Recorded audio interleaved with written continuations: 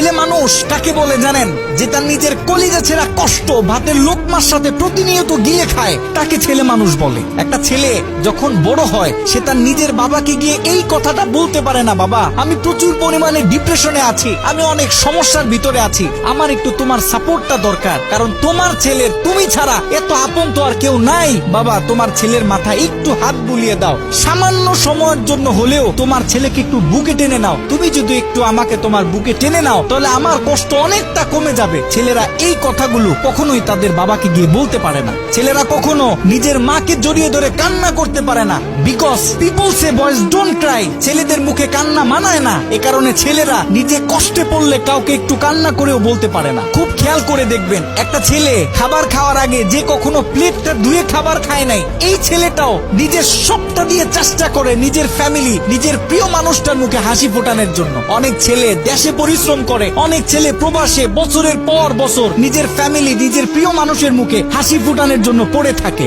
দিন শেষে ছেলেদের মুখে হাসি ফোটানোর মতো কাউকে পাওয়া যায় না। আমি মনে করি boys are the best actor in the world. এই পৃথিবীতে ছেলেরা হচ্ছে সব থেকে বড় অভিনেতা, কারণ ছেলেরা নিজেদের বুকে হাজারো লক্ষ কষ্ট পুঁতে রেখেও মুখে হাসি নিয়ে চলে, কারণ সে জানে আজকে আমি যদি ভেঙে পড়ি তাহলে আমার পুরো ফ্যামিলিটা অস্তিত্বহীন হয়ে যাবে।